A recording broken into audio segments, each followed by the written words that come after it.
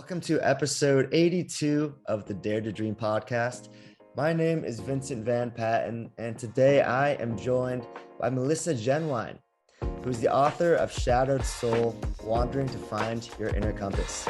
Melissa's courage and conviction tear open the envelope of preconceived notions about gender, self-imposed limitations, and the boundaries of love and adventure. As a former preschool instructor who understands the sacred child in all of us, Melissa is both playful and wise, compassionate and bold.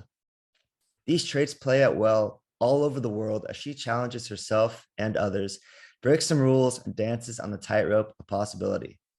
Whether she's blazing across the Sahara Desert on a motorcycle, rallying a group of women in Tunisia to challenge their cultural boundaries, or risking her life to give free hugs in Turkey, Melissa's optimistic approach and winning spirit bring her help when she needs it and love when she finds it. Shadowed Soul, Wandering to Find Your Inner Compass is a spiritual journey book that is sure to inspire the seeker within. And thank you for joining me. It is an honor to have you here. I'm loving it. Yeah, thanks for inviting me to be here. Absolutely. I am very excited, honestly. So I finished the book this morning and I was tearing up on many occasions. That book really spoke to me, and just, the things you went through, it was really powerful. And thank you for sharing the story and being here with me today to talk about it. So you were in Belgium now. You said you went there to write the book. And so give me a little day by day of what you're kind of doing over there. Yeah, well, COVID happened, which is really interesting because I am about 70% through the Arrows of Youth, the book that you wrote. And it's interesting because you're like, oh, it's COVID, I'm going to go. And I was like, oh, it's COVID, I'm not going anywhere. I came to Belgium to sit and write the book, because in Europe, it was, I was already in Europe. I was in Germany, and the lockdowns were pretty intense. And they even had police that were which was really unusual. This buzz went around that neighbors could call on their neighbors if gatherings were happening. And there was just like this kind of like little ripple of everybody was kind of sneaking around to meet up. And, the kids were finding new places in the woods to have parties. And it was just really interesting. It was really locked down. And so I used the time to fine tune the book. The book kind of wrote itself in the Sahara Desert. It just kind of came through, which is really interesting. Yeah, it's really interesting because when I got into like the marketing, they're like, oh, the first step before you write a book is to know who you're writing for. And like mine didn't happen like that. It just kind of came through me. And I was like, I don't know who this is for, like it's backwards. But yeah, so I came here and wrote the book, and the solitude was really good for that. But I feel like it's time to kind of move on. Belgium's really, really small. It's a beautiful, lovely place with really nice people, but there's just not a lot of action. There's not a lot of activism, or people are just really well off here. They're really comfortable. They're really, generations and generations and generations have lived here.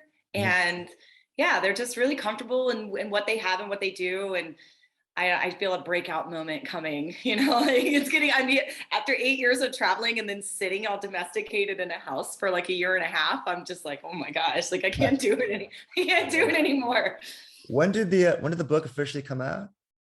December 21st, 2021. Congratulations. Awesome. Yeah. You got the free hugs poster behind you there. I love it. Yeah, that's the actual sign from the story. It was really cool seeing just at the end of the book, all the pictures. Like it was a great book. I truly enjoyed it. Like seeing you and the wizard was great. And I don't want to spoil too many things. I don't think I'll spoil anything with the book, but definitely want to talk about it. So we'll get into it. But first of all, what is the Shadowed Soul? What does that mean to you? Just explain it a little bit. You can. Actually, the original title of the book was Shadow Dancer, but the original also included 70,000 words of what it was like to be 40 days in the Sahara Desert. And when I worked with my editor, she was like, your book is too long. There's two very distinct stories. You should make the Sahara Diaries its own thing. So when I did that, I had to rename it and then also work on a different cover because the cover had the Sahara, it had a dune.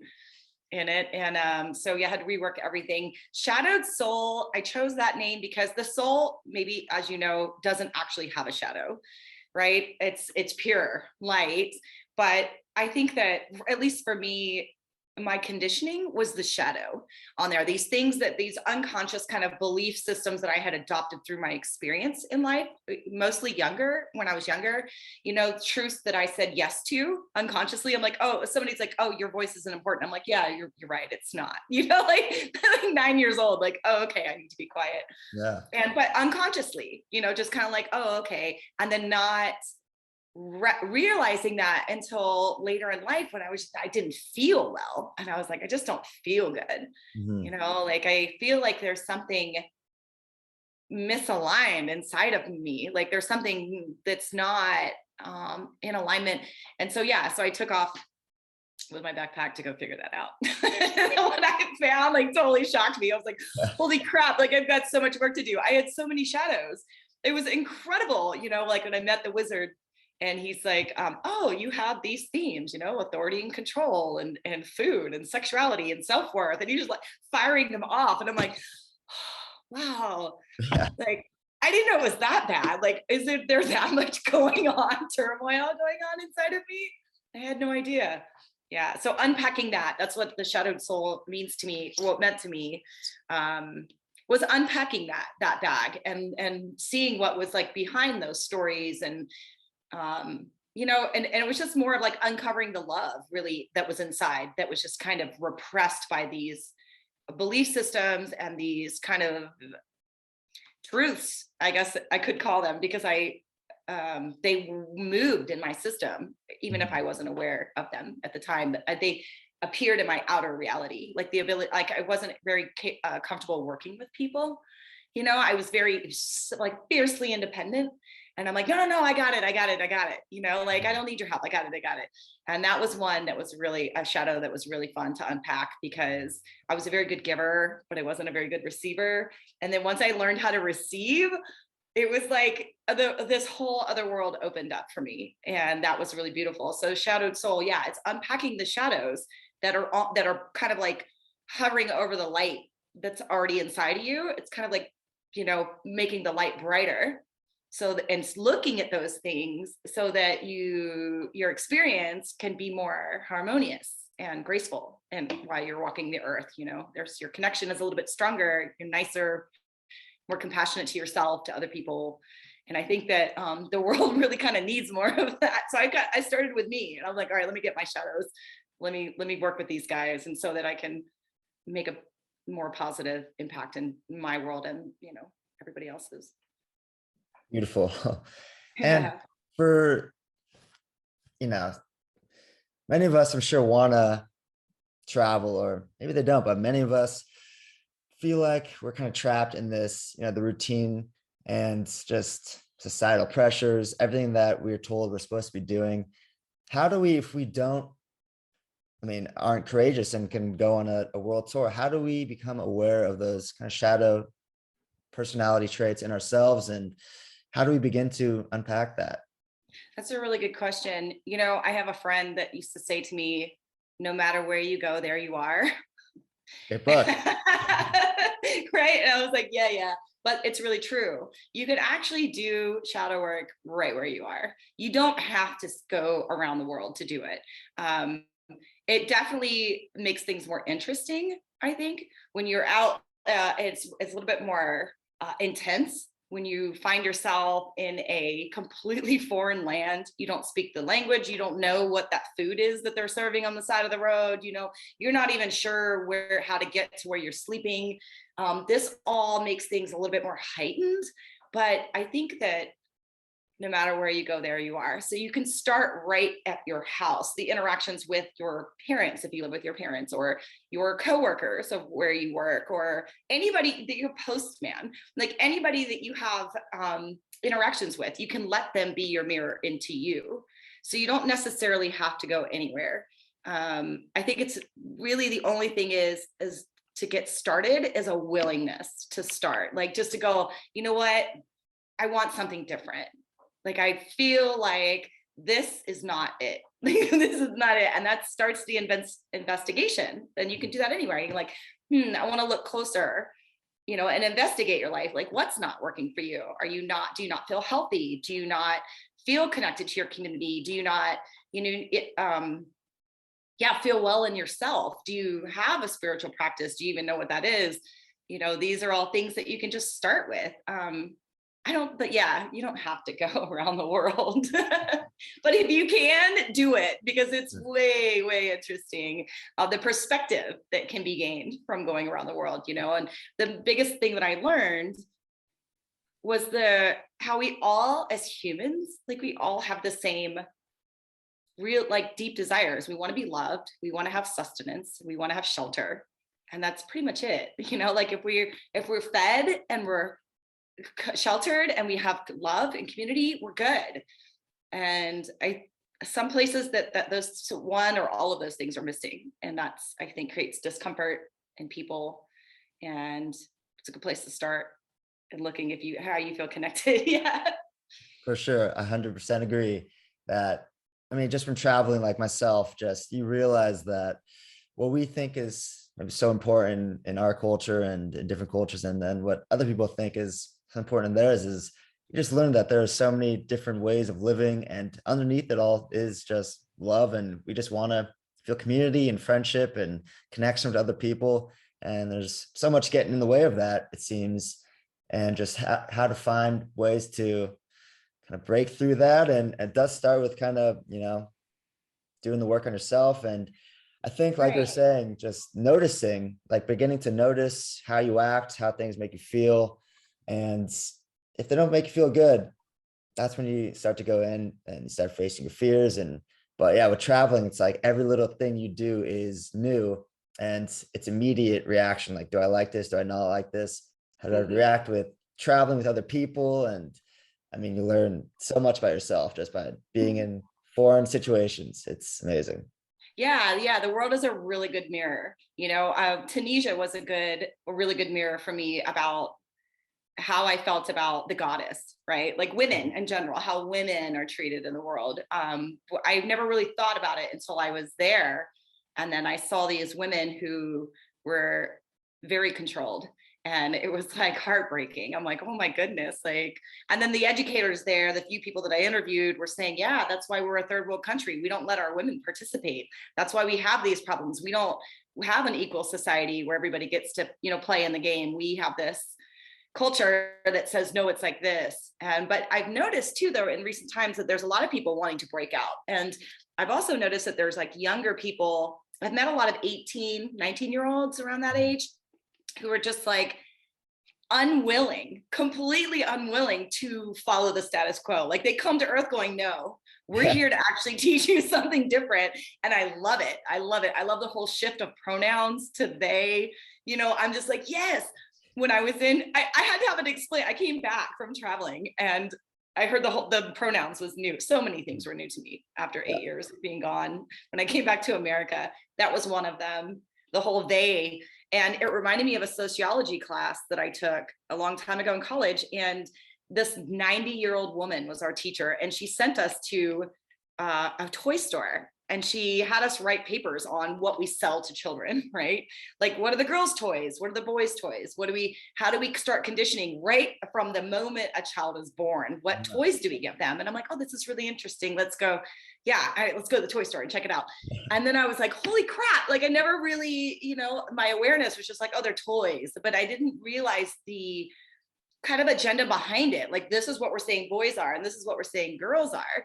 And I'm like, wow, like, we're telling the kids right from the get, this is what's expected from them. And I love that these millennial kids are just like, I'm both, or I'm neither, I'm they. And I'm like, oh, they're breaking the stereotype. Like, that's amazing. But they had to explain it to me because it was like really new. Like, I didn't get it. And I'm like, what, everybody's they? Okay, so how do I say it? Like, how does it work? Yeah, but they schooled me and now I get it. And I love it. So yeah, this unconditioning, right? And so these young people are coming to Earth, it seems like, and they're just not willing to conform to what is here. They come here, it seems like they come here sensing that the way things are going should not continue, and they're not participating, which I think is great. And they're going out to like, they're like, not this, but what? If not this, then what?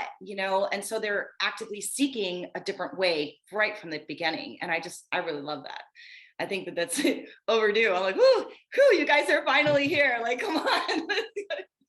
Where are you seeing, like, where is it, in Middle East or like in Africa, or where are you Actually, everywhere I just met a 19-year-old girl in Belgium a few days ago, and her mother, and she's like, she doesn't want to do anything. She's like, no, I don't want to participate in these structures. I don't want to do anything right now. And her mom is trying to figure out a way to get her on like the social insurance so that she can afford to do nothing. Right. Yeah. Which I'm like, cool, mom, way to support. Yeah. Use the system to let her have time to figure it out. I'm not against that. I'm like, if she doesn't want to join what's here, give her the time to figure it out. Like what it is that she wants to create while she's on earth. And I saw it also in Tunisia, surprisingly, with the young boys. They were riding around on scooters when I threw this little event in Tunisia that was really dangerous. In hindsight, like I look back and I'm like, oh, that was so dangerous. Like, what are you doing?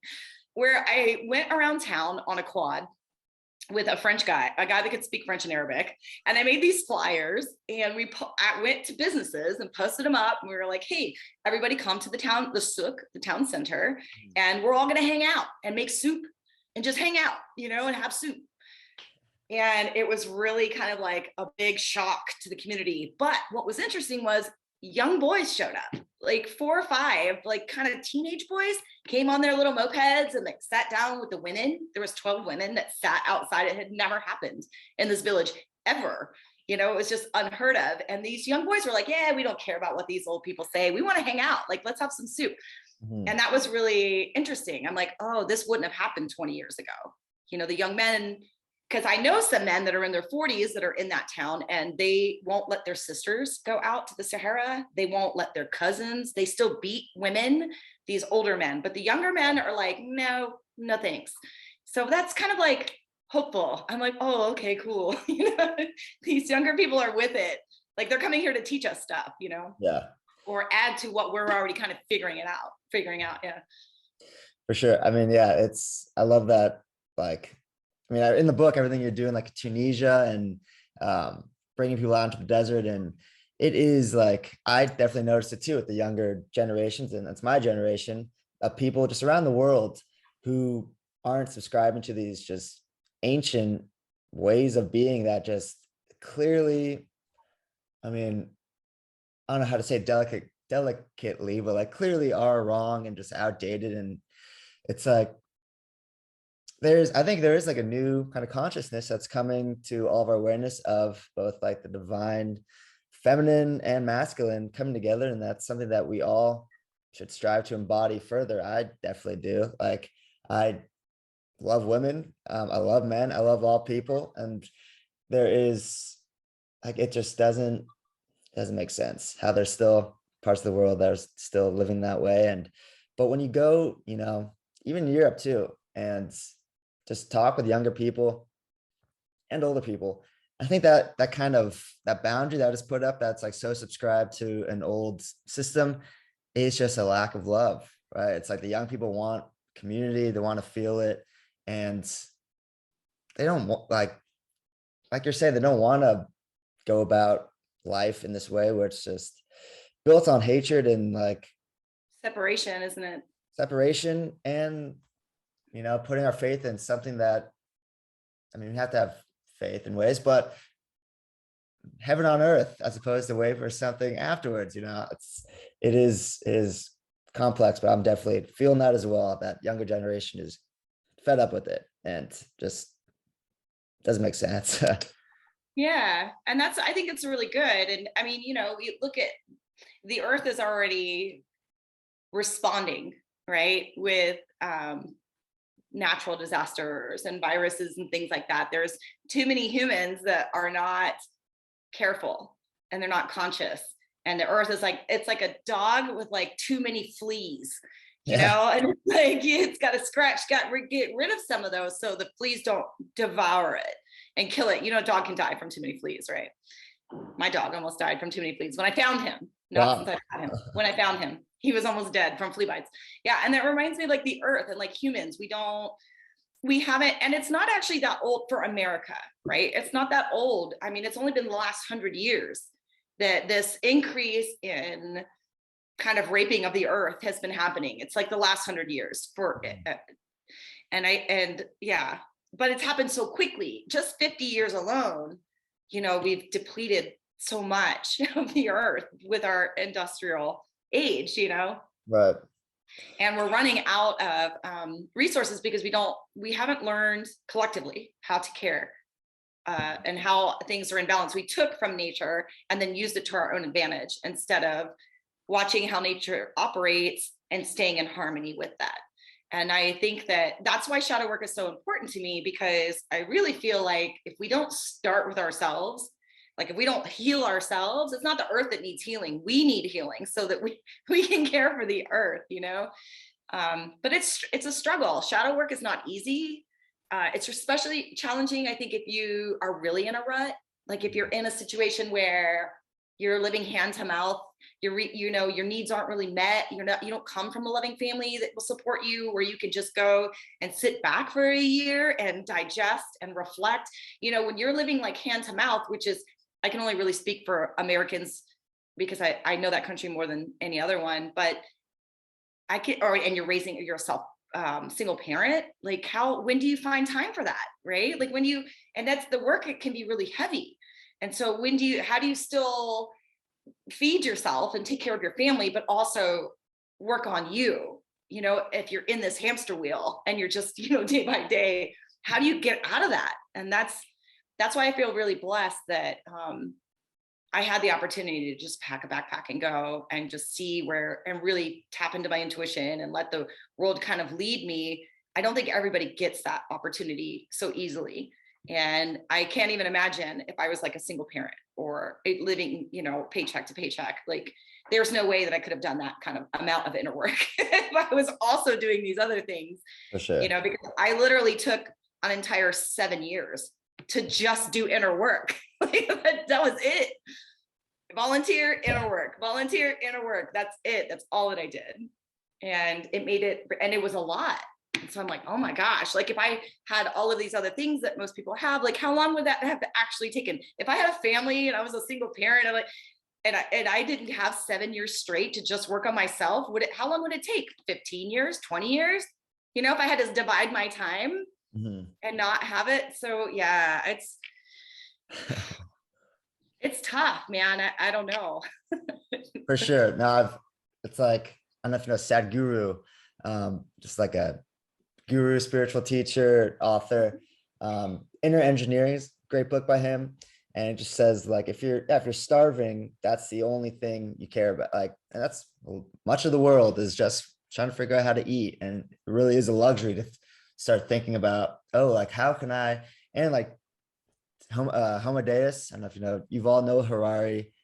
It's just a book about like Sapiens and Homo Deus.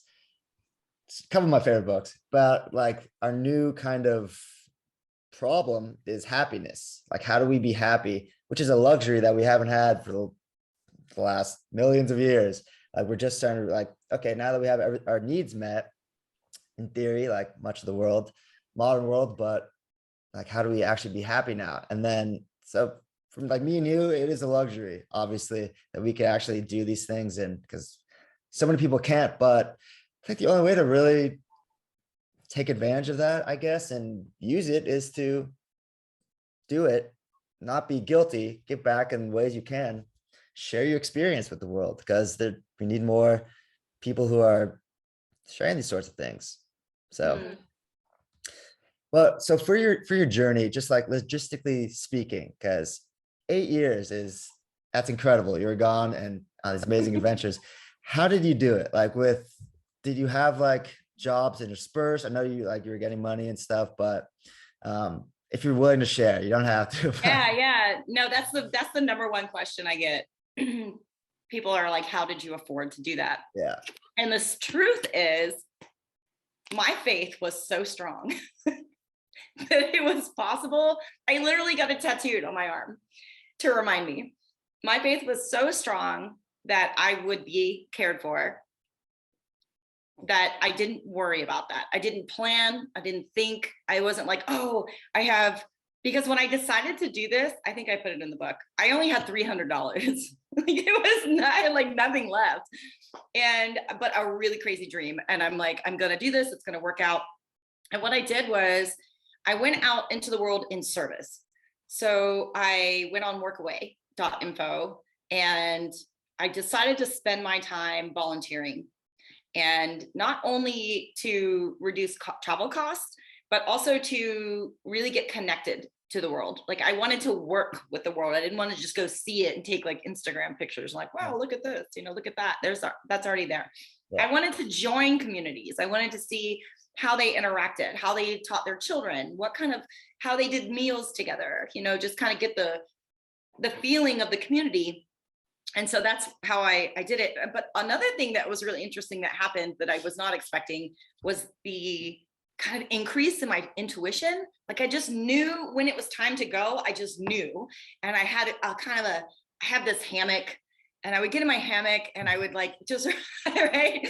And I would just rock in the hammock and I'd watch the sky, and I get like a vision, if you will, like a kind of like a sign, like, oh, you're going in this direction now. And I'm like, oh, am I? And it's like, yeah. And I'm like, okay. So, for example, on the boat, which was actually the scariest part of my trip, I went on Workaway, and I saw myself on a boat, and I'm like, oh, okay, cool. We're going to do some ocean stuff. Like, that sounds good. Right. Let's go into the great blue yonder. Yeah. Let's go try it out. And I just knew. And so I went on Workaway and found this opportunity and went to Gibraltar and ended up on this boat that was absolutely terrifying. But I was rescued in the last second, right? Before I was like, man, something that just feels really off. Like, I got to get off this boat. Like, there's something really wrong here. I could sense it. And intuitively, I knew that I would be okay. Something was like, you're going to be fine. And I'm like, okay. And then this boat comes up and just takes me off that boat. Right. So my intuition, my spidey senses just got really good over time. They got stronger and stronger. And I still wonder where these voices come from. Like these things that just kind of bam, right in my head. And they're like, you want to go right, but you're going left. And I'm like, okay. Oh, this is done. Now this is where you go. And I'm like, all right. So I'm still curious, like, who is that? Like, who's talking to me? Who's telling me? Who's giving me this direction? It just got stronger and stronger as I traveled. So I just kind of knew where to go. And I was always supported. Like, for example, I would go and volunteer at a place. And when I left, they just gave me an envelope with some money in it. And I just wasn't expecting that. I didn't ask for any money. I just like, that happened. And then there were some places where I was about to leave, and they really enjoyed me there. And they said, can you stay a little bit longer and we'll pay you to stay? And if I really liked the place, which most of them I did, I would stay a little bit longer. Then I'd have a little bit more travel money. So it was kind of like a touch and go. I didn't have like a big chunk of money. And I was like, okay, let's stretch this. It was just like, you have 300. Now you have 20. Now you have 400. Now you got 30. Like it was just like this. But the trust, like the faith that I was protected and that I would always have what I need when I needed it was like my mantra, because I felt like we are the creators, right? And so I'm like, okay, so I just need to know that this is going to be fine. And if I really believe that, then it will be. And that's pretty much how it turned out. Yeah. Yeah. So cool. I mean, that's how it's written in the book. But just, I guess, clarify, but yeah, volunteering is like, that's what I was doing in Europe the past few months. And it's such a cool way to, hold on one sec. Sorry. It's such a cool way to just become part of a community. Like in Lisbon, I was just working at a hostel, and you just get to know locals immediately. You get to know people who are staying there, and for people who are listening, like, if you don't have the answers, like you're saying, take the first step. Like sometimes it takes just going and trusting and seeing what's going to happen. And then if it doesn't work out, get back out of it. But I think trust is probably the most important thing over planning, and just go with it if you're feeling it. Yeah. And that's another way to really kind of meet yourself, right? Because that's really scary for a lot of people. They're like, what do you mean? You didn't know where you were going to sleep? And I was like, no. Like, that would make me crazy. Like some people, they get anxiety just by thinking about not having a plan. They're like, and they get nervous and they're like, no, but I need to know where I'm sleeping. And I'm like, okay, that I understand that for some people, but for me, I really wanted to develop trust. And what I learned was the world's actually really friendly overall. It's really friendly. People were really cool. Yeah, they were cool. They invited me to their homes. They fed me. They helped me catch buses and do things. And like you said, joining the communities, like doing the volunteer work, being of service, not trying to do anything other than learn. Like I just want to know the world. I just want to know it. I want to know how these people over here operate. I want to see what they do, and then using that as the mirror. So when you go into a place and you're like, oh, okay, well, I don't know if I want to sleep on this dirt floor. like, oh, hashtag first world problems. Right? You're like, oh, well, let's try it. Let's just try it and see how it feels. And actually, some of the best sleep I ever had was in my hammock outside under the stars. And I had been so accustomed to living in a box that I didn't realize how I don't connected I felt when I would go to sleep with the sunset. I would go to rest at sunset and wake up at sunrise and wake up with the sound of nature. Was a very different feeling. And that's one of the reasons why I want to get out of this apartment in Belgium. I'm like, I gotta go. I want to sleep outside again. I can't really do that here. And yeah, because I think like you did, what I read in your book, going out into nature and just being really, really present, listening to every sound, noticing that the colors of the trees are changing, like feel the breeze, like really just be present with the nature and get really quiet. And then that's when you can kind of hear your internal dialogue, is when everything else is really silent. And the Sahara Desert makes it a really great place for that, because it's really quiet, like really quiet. That's crazy. It's like your thoughts are on like an amplified speaker. They're so loud, and it just goes like 1984, like the propaganda in 1984, just keeps going and going. Like, ooh, let's just calm down, but then after some time, it gets quieter and quieter. Somebody puts the megaphone down, then it's like a whisper, and then it's silent. And that to me is like the precious point. That's like the sweet spot. You're like, oh, wow. Now I feel at peace because I don't have all this noise in my head anymore, like telling me this and that, and whatever. It's peaceful. And I think you can find that too. Like the Sahara was good. And like I read in your book, Arrows of Youth, when you were on the Pacific Coast Trail, yeah, just being really present in the nature, just really, really breath by breath, step by step, and not thinking about the past or the future, is that sweet spot. But it's hard to find when you come from whatever culture that is pushing you in one way or another, or a family that pushes you in one way or another. I think it's hard to for people to pull themselves out and to make the time to really self-explore. But if they do make the time to self-explore, there's a lot of gifts that come from that. A sense of knowing what you need to do before you even do it. Like you just know, a sense of peace, a sense of compassion for other people. Like all these gifts come from those, taking that time to get slow and to get quiet and to clear the clutter out. It makes you more able to keep your hand extended to somebody who's suffering without judging them or being triggered by them or anything like that. You could just say, oh, wow, you're hurting. Like I'm here for you.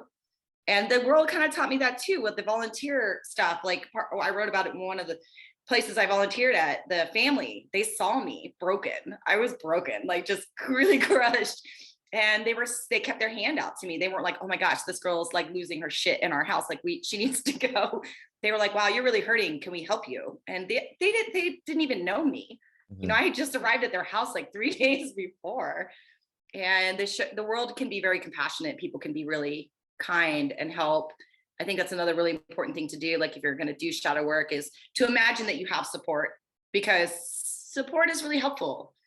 Sometimes that work can get really dark. And if you can't get yourself out of there, if you can't get out, it's cool to go in the dark and explore, but don't find your way back to the door that you walk through, like don't go so far in that you can't find your way out, because it's possible to get stuck in a shadow. And that could be pretty scary if you don't have someone that can help you get out.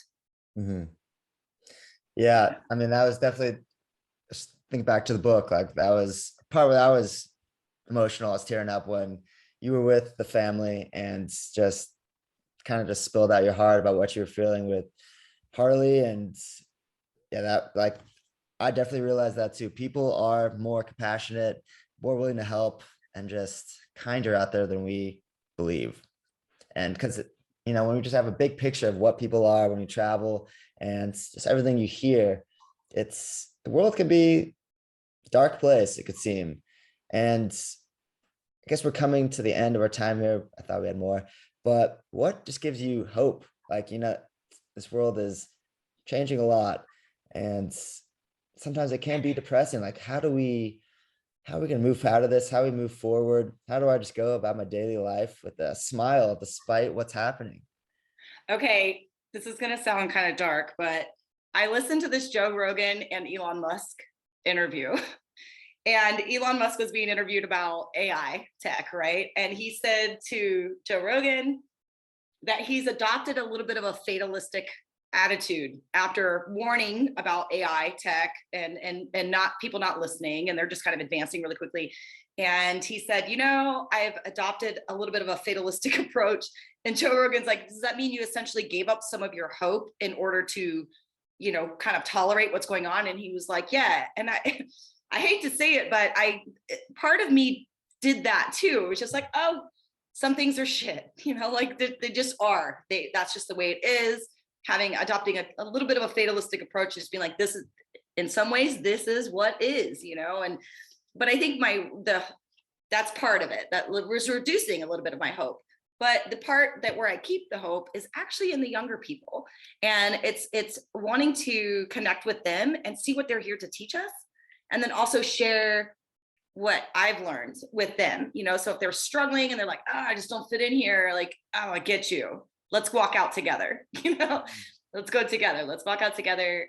And also, I think that the human spirit in general gives me hope. Like one of the things that I've noticed an increase in is books like ours. People are like breaking out and they're wanting to be free and they're doing it. There's voices there. People are speaking up. Social media is really interesting. How these young influencers, some of them are really just spot on and doing really well with getting the message out there. Mm-hmm. And so that gives me a little hope. I think it's the millennials, the younger people, they keep my hope up. Yeah. And then having a little bit of a fatalistic attitude also just helps. It's true. I know. I kind of agree that like as a kid, you think like, the world is great. Things aren't going to happen, but you realize things could happen. But it is the humans. That's kind of dark itself, but it is the human. Don't really mean much, but the human spirit, like when you just get out, when you talk to people, when you relate, so we can get through so much more than we can comprehend or even fathom. And I do believe that we're headed in the right direction in the important ways. Well, Melissa, thank you so much for joining me. Honestly, this has been a pleasure. I wish, we had more time because there's a lot in the book that I want to talk about, but it was truly an incredible story and really moving. And I was crying at the end. So thank you for doing everything that you're doing. And I'm grateful to be on this journey with you. Yeah, likewise. I'm enjoying the arrows of youth. I got 30% more. I'm ready to get to the end. There we go. Power through. Melissa, where can people just find your book, social media, whatever you'd like to share with the world? Yeah, you can find Shadowed Soul on Amazon, of course. Also on my website, melissajennewein.com, or on soulcuriositypress.com. Beautiful. Yes.